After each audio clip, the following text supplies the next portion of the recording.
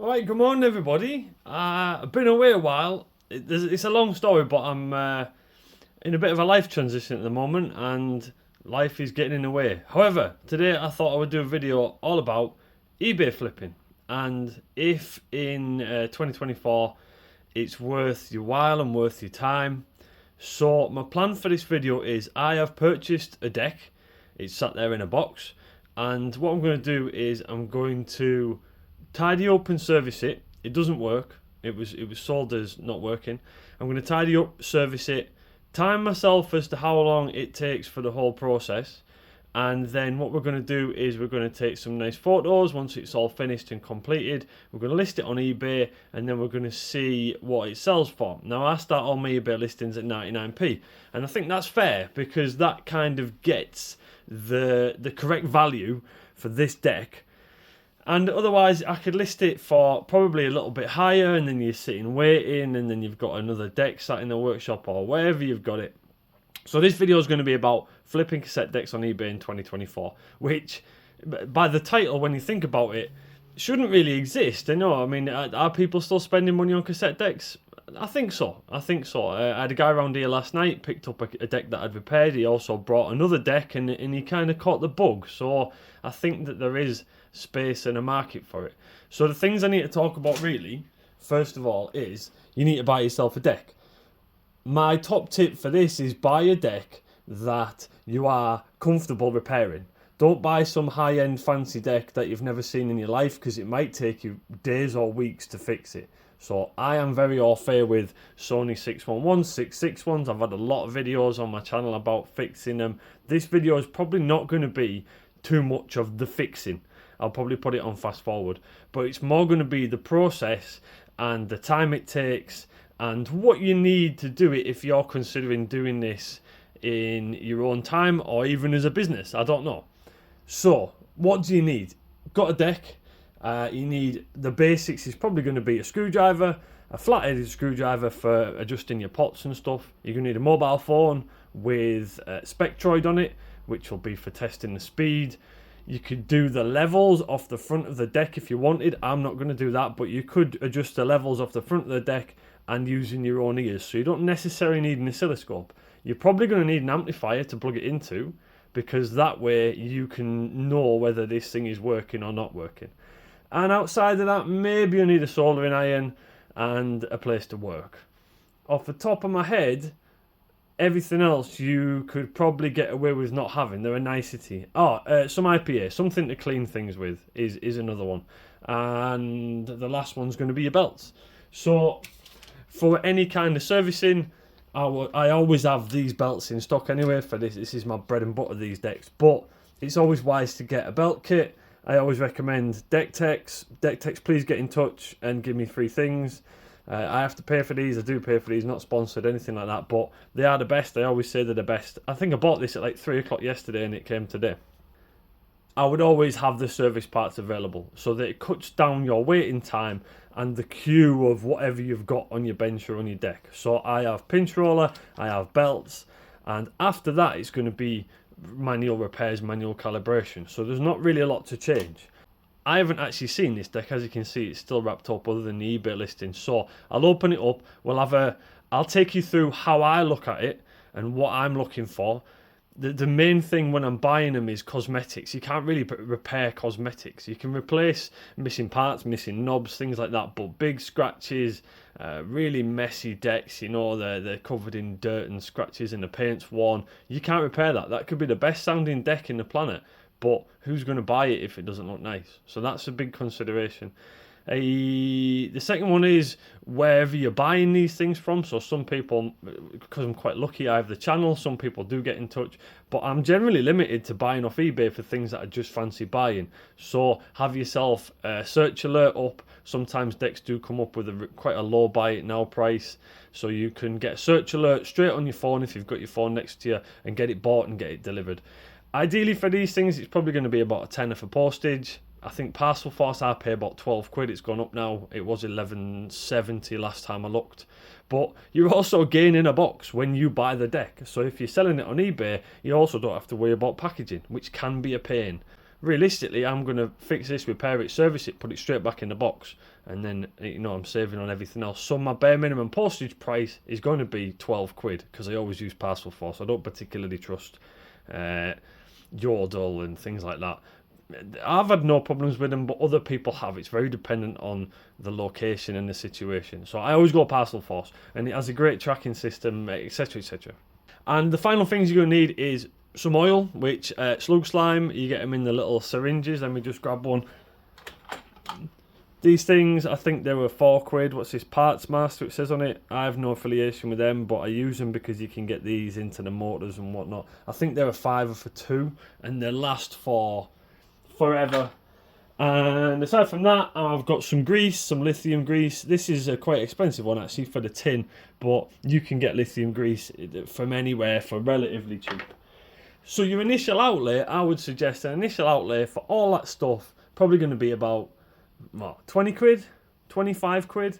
Belt kits, 8 quid. Pinch rollers, I buy them in bulk, and the rest of it's your tools. I'm pretty sure you can scrounge around Phillips screwdrivers and whatever else, but after that it's just having the knowledge and the know-how to repair these decks, and these are the ones that I stick to, and these are the ones that I concentrate on. So enough of my talking, let's get this box open and see what the state of it is. Don't forget to factor in tea bags as well. I don't know how much an individual tea bag is, but tea is essential.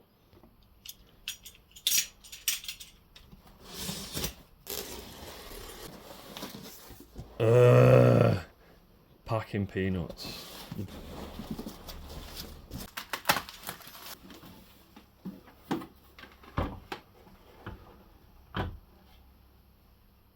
Okay, cosmetically, really good condition. For me, these ones, I kind of know what I'm looking for. If this sticker is generally on the top, usually they've been looked after, because this sticker is, I think, the first thing that a lot of people take off.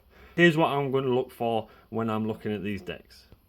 So first thing then, condition. All the knobs are in place, there's no damage, there's no cracks. The cassette cover is in place, and there's no damage to the LCD. Good. Next step, is the case going to need a respray and a rub down? In this case, this one's in really good condition. These can be resprayed and sorted for maybe £4 or £5. If you go to the pound shop, you can pick up some primer and some satin black or whatever, and some lacquer. This one, absolutely fine.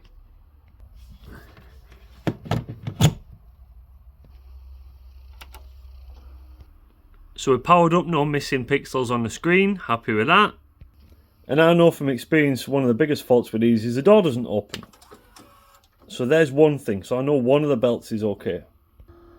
Inside, generally a bit dusty. As you can see, the capstan's spinning, the capstan is a bit dirty, if I can get it to focus. Pinch roller looks like a relatively recent one. It has been replaced from an original, but it's got some cracks on it, so we're going to replace that anyway. But everything else looks like nobody's been in it. All the thread lock is on the head screws, and the pinch roller is just a little bit minging, which is part of the clean.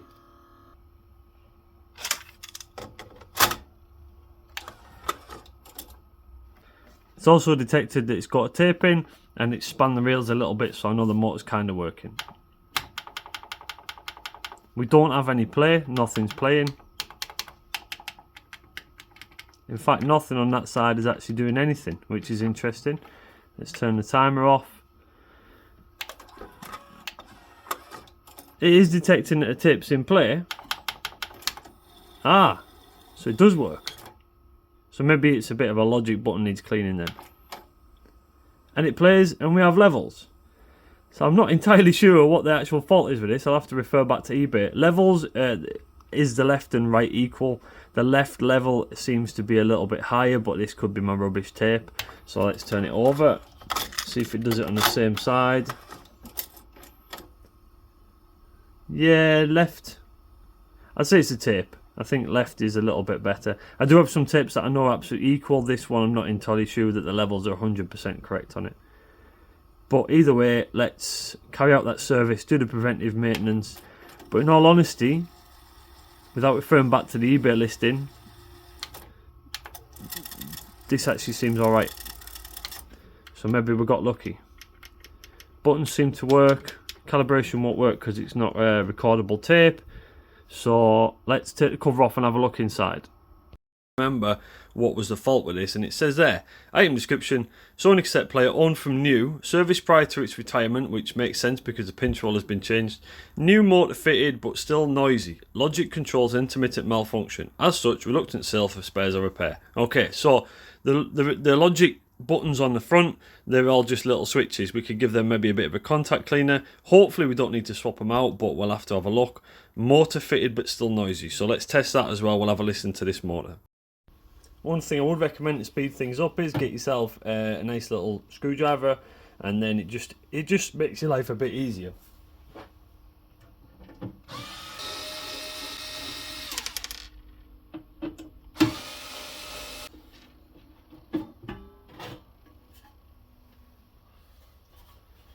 Condition inside then seems absolutely fine. It's really clean. It ties in what the seller said, that he's had it since new. That obviously makes a difference because people generally will look after things in the long term. The fact that he said he's changed the motor makes sense because he's got some wiring connections here. We can probably resolder them and tidy them up because at the moment I've got a bit of tape around them, and I do like heat shrink. But the fact that he said the motor seems noisy, honestly, it isn't noisy. It's actually really quiet.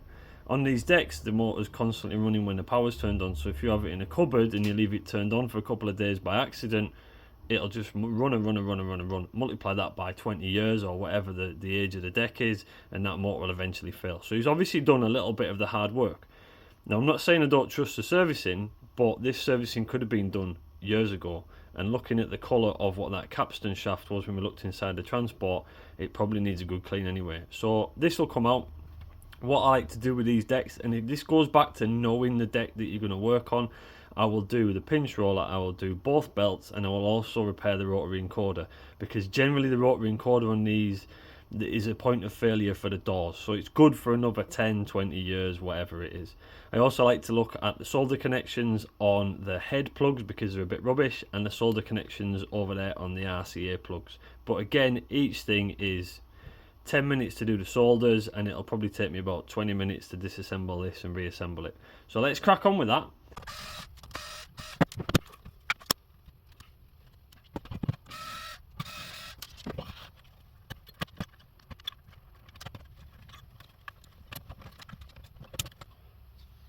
Transport out, pretty straightforward with these decks. And for now, this can just sit on the floor. And then we'll start our work on the transport.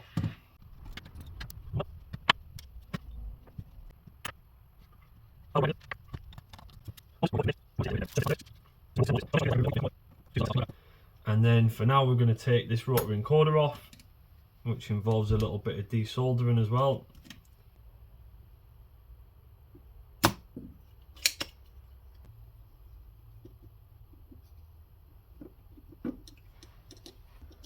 Alright, there's our rotary encoder. Obviously you wouldn't have to do this, but I like to do it.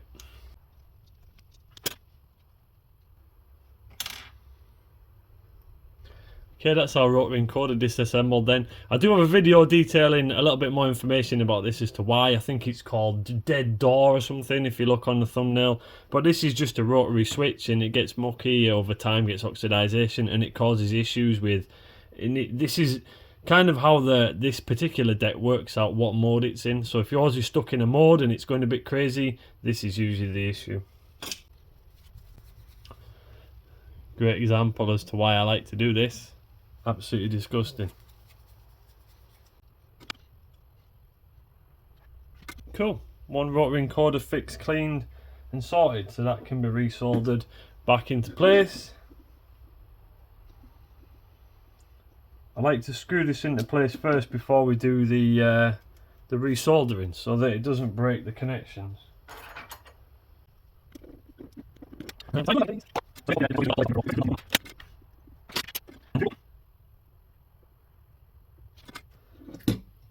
Okay, rotary encoder all back in, soldered in place, nice and neat, everybody's happy. So now while we're here we have access to our motor because we've removed the pulley. So let me try and find my oiler, and I'll put a bit of oil into the pulley, say again, into the shaft of all the motor, Have a look at your pulley. Sometimes these might have black gunk all over them. This one is absolutely immaculate, so we're happy with that. Right then, so while the soldering iron's hot then, I'd like to have a look at this connector, because if it's just been twisted together, I'm not happy with it.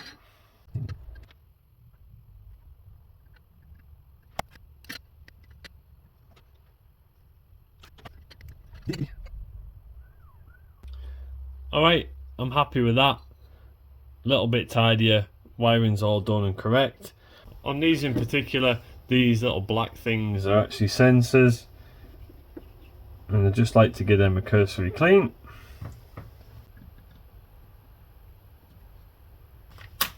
Time to open up our belts.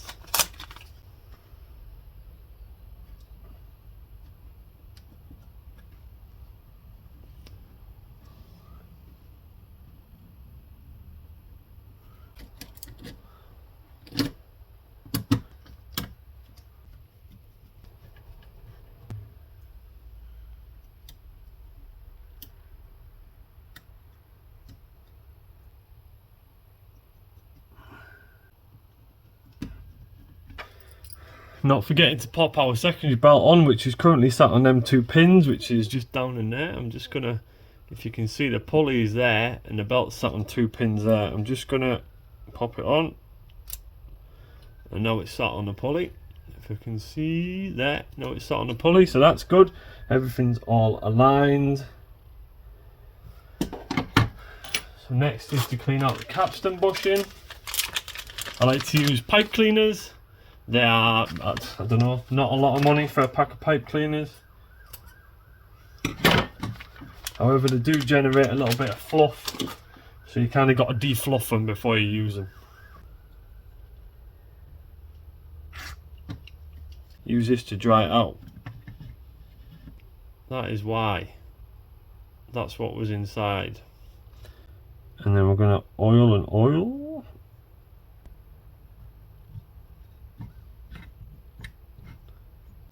Once that's out, then we're going to oil the shaft that it's on and add our replacement. So there's the old one. Come on, focus, baby. There's the old one. Looks like a pretty cheap Chinese job, honestly. So let's get a new one of them.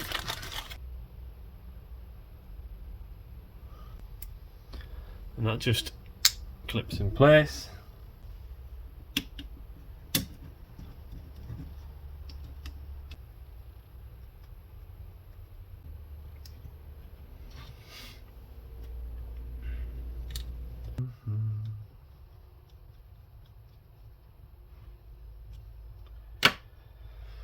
Okay, that's our transport all done, sorted, serviced, belts all done, rotary encoder all done.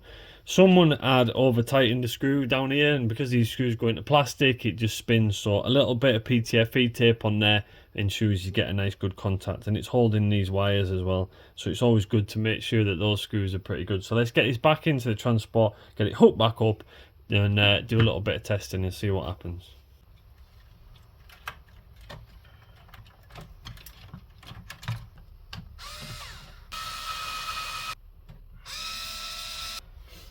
Okay, so the next thing I'm going to do is I'm going to lift the board up and just double check the solder connections that I know are weak. It should take us a couple of minutes. It involves taking this back panel off and just lifting the board up and just having a double check, basically.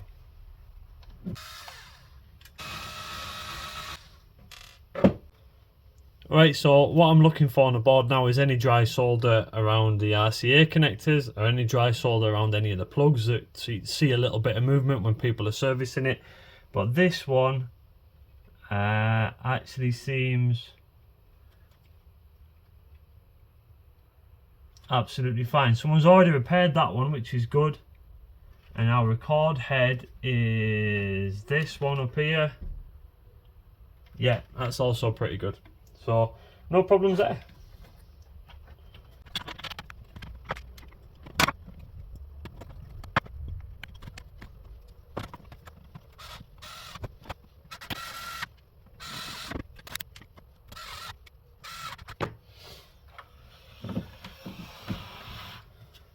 Now we can go ahead and refit our head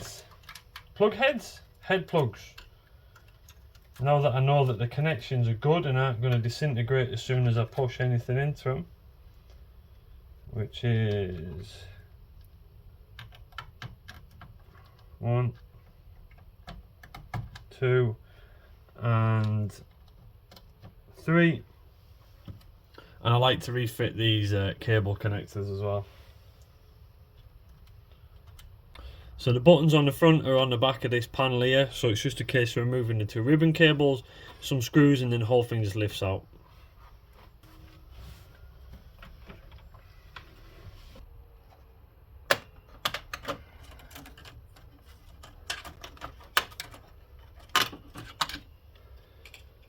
Woo! Ooh-wee! And here we have our switches, as you can see, and I mean, they feel okay. They don't feel too bad at all. While this is out, we have the opportunity to clean the inside there. Power switch feels okay. Let's have a look at the solder on the back. All our solder seems good as well. So I think we'll give them a bit of a spray out, and then also a bit of a clean of the general buttons, and we'll use some contact cleaner and then let it dry and see what happens after that.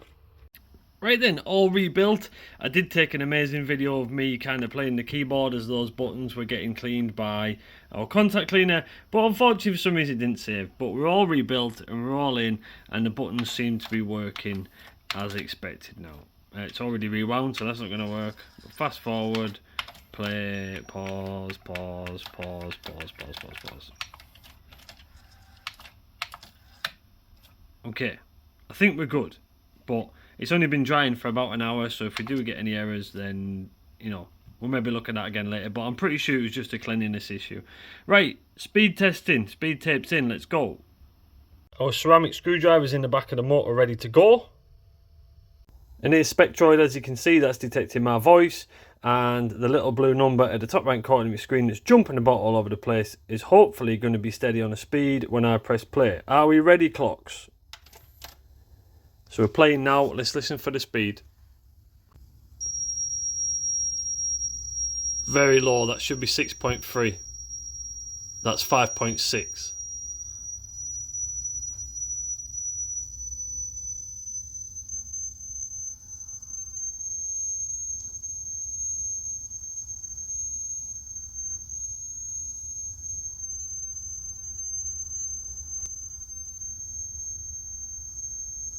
Six 375, happy with that.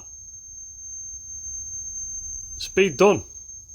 So the next one is going to be azimuth. There's our test tone going in. As you can see, these are 2 channels. The top one is the left, the bottom one is the right, and they should be exact because this is our test tone going in, so they must match. Otherwise, what's the point of calibrating a deck of 2 tones that don't actually match each other? So that's our 2 tones there. So now we're going to run an azimuth test tape. And here is our azimuth test tape. Let's rewind that. At the moment we're in monitor, so let's put it in tape and then press play. And let's have a look at the state of the oscilloscope. So as the 2 tones have come through, then you should have one waveform which is the left channel, one waveform which is the right. So that one's left, sorry, that one's right, that one's left. Right is noticeably higher, which means it's louder, so our recording and playback levels could be off a little bit there. However, what we're looking for is that they're in line with each other, and they're pretty much in line. A little bit of wobbling about there, but to be fair, this tape's probably older than me now, so we'll adjust it a little bit, try and get them in the middle. And we adjust it via this lovely little screw on the head with a spring behind it, and we're going to turn that and watch the oscilloscope. And in turning that, we've kind of sorted out our problem. It's jumping up and down. This is the volume of the higher tones. Honestly, it's my tape, but it's settling down a little bit when it's on the less used bit of tape, and this is 2 separate waveforms, and now they're kind of matching and they're definitely in sync, so we're good for that. And let's try our test tape for playback and record levels, and we're almost done. So there's 2 ways of using tones and music to set your playback levels. I'm talking record levels, just playback levels. There's 2 easy ways. One is 400 Hertz through a signal generator or through a tape. The second easiest way is ZZ Top Eliminator tape. Alright, the first track of this, Gimme All Your Lovin', starts off with a drum solo, I'm going to see if I don't get copyright strike for this, but it's just drums.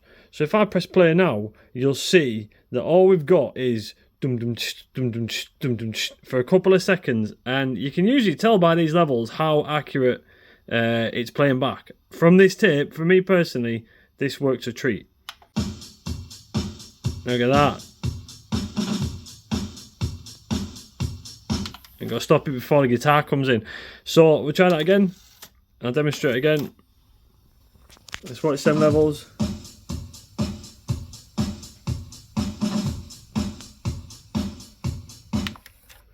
Pretty straightforward. That's usually a good indicator for me. Obviously that's not my scientific method. I've just run a 400 Hz tone for it, but that's my checker. Because sometimes if you do levels for a certain tone, your heads might not be picking up other tones. So say if I set my recording or playback levels through my azimuth correction tape, this has 6.3 kilohertz as its lowest tone on it, all up to 15 kilohertz. Now that head is older than me, I imagine. So that tone might not actually be picked up uniformly between the left and right channels, but general music where you don't always notice every single tone may play perfectly. So that's a good explanation of why you shouldn't use high-pitched tones to set your levels. 400 Hz is the absolute highest you should be using because it's a good mid-range. 400 Hz, 3 kilohertz, give that a go. But I'm pretty confident we've got all playback levels set. So there's one last thing I want to do, which is record and playback test. First basic test I always do is find a Sony tape that's HF. This hasn't got Flock of Seagulls on it. It might have Flock of Seagulls on it. And I use the autocal feature. Autocal feature on these decks. It records two tones, low and a high, and it sounds like this. Boop beep, boop beep, boop beep, boop beep. And it records it, plays it back and listens to it at the same time and lets you calibrate the bias. Now this test records playback levels, recording levels, tests its response to high and low tones all at the same time, and tests the erase head. And it all is displayed on the front there, so no need for any fancy equipment. So let's put it in calibration mode, and I'm going to press record, and I'm going to press play. And realistically this, with our bias in the center, if I've adjusted everything correctly, this should have the high and low tones at roughly the same level on our level. Look at that. Beautiful. The level over here is just up a little tiny bit, which is fine because it's a type 1 tape and generally they record a little bit quieter, but that is exactly where I want it to be. That means our bias and everything is set correct. It is recording and playback is beautiful on it, and it's exactly in spec as it should have come out of the factory. With this bias knob at 12 o'clock, a Sony test tape of a type 1, and this is what it's kicking out. Amazing. So I've got one last test I like to do, and what I do is I record a tone, and what I do is I record it and I flick between the tone and the tape and just make sure what I'm getting in is what's going on to the tape and out. And the last one is I'm going to record silence and double check that I do get silence, and we're done. We're going to do a silence test now first. So if I stop this, I know it's got Flock of Seagulls on it. I just bought the LP, so I don't need the tape anymore. So if I put record level 2 minimum and recording nothing basically, I'll press record, I'll press play, silence going in, and if I press monitor, the tape is also silent. So the erase head is doing its job. It's wiping the tape, it's wiping the previous music, the voltage to the erase head is correct. And again, I haven't used any specialist equipment here. All I've used is the deck itself. So last thing then, let's get a tone hooked up and let's record it and flick backwards and forth from it and just make sure the levels are the same. And I'm going to use the oscilloscope, but you could use the levels on the front of your deck, providing you haven't messed about with the calibration on them. Or you've got a deck where you can't adjust the levels for a pot and it's all done electronically. So this one, levels are always correct. Some decks you can adjust the levels via a pot. Someone could have tweaked it, and that is not a good way to test anything. Realistically, it's not the best way to test anything anyway, but it's a good indicator, and that's all we're using it for. So here we are with our signal generator then. So I like to use 3000 Hertz. So let's go 3000 Hertz, and that is playing. If I go down here onto our monitor, let's listen. Didn't set the recording level. 3000 hertz. Burns your ears. So if I record that now, that's recording that tone onto that tape. So if I now hook that up, let's turn this down. If I now hook that up to my oscilloscope, I can compare what's going in compared to what's on the tape, what's been recorded onto the tape, and if they're identical, that's it, 100% kosher and sorted. And here we go, final test. This is our two channels going into the oscilloscope. That is the left channel, that is the right channel. The height is the volume and the width is the wavelength. So higher and lower is lower and quieter. Okay, so if I display both channels, remember these are two separate channels, press both at the same time, and if I click the monitor button to go back to what the tape is playing as, it should be identical. That's what's coming off the tape. That's what's going in, that's what's coming off the tape. Right channel is a little bit wobblier, but we can live with that. It's not a new tape, it's got Flock of Seagulls on it somewhere, but between those two channels, I am happy with the reproduction capabilities of this deck. And that is how we calibrate recording levels through an oscilloscope. So now I believe we've come to the end of our service and repair stage. The total time for this was about 1 hour and 20 minutes. Now that is on a deck that I know everything about and I know what to repair and how to take it to bits. So times may vary, but 1 hour and 20 minutes I think for me is a decent amount of time. And obviously if we do manage to sell it, then we can work out if that was worth the profit and the hassle in the first place. But for now, let's listen to some tunes, and it's always nice to hear a deck on YouTube.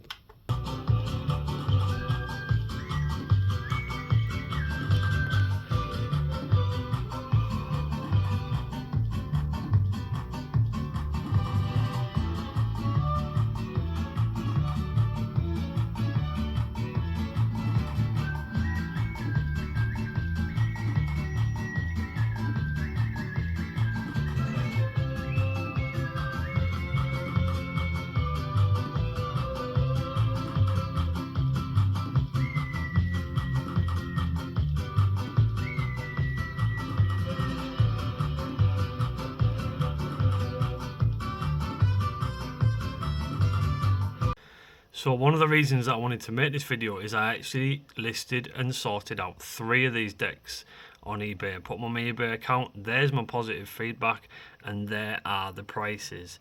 And those prices there, 165, 185 and 265 and 5 pence. So I'm going to take the average price there of about 185 quid. Does that sound fair? Maybe a little bit more, 190? 190 quid is about the average. So over 3 sales on eBay of this deck, the exact same deck, the exact same listing, the exact same everything, about average of 190 quid are the ones I've sold on eBay. So let's do a final total up and find out how much we made and how much time and effort it took and how much we spent. Alright then, so let's do some simple maths to wrap this up then. So the total we spent was £71.79. Packing was 0 because we used the same box. The average eBay sale is 190. We'll go for that. And minus eBay's fees, they take 13%. That is £165.30 total. So our profit was £93.51. Right? If we look at how much time we spent to gain that profit, that totals to £62.34 per hour. Okay? Not bad really, if you think about it. Obviously you got to get the kit and you got to have the time and you got to have the bits and bobs, but if you can fire that out, that's the kind of thing you want to be making. However, for an hour or 2 hours work every now and again, not too bad. But if we look at annual minimum wage for the UK and compare that to whether it's a justifiable job, should we say, let's look at how many of those we need to do in order to make UK average annual wage. So wrapping it up then, £71.79 profit.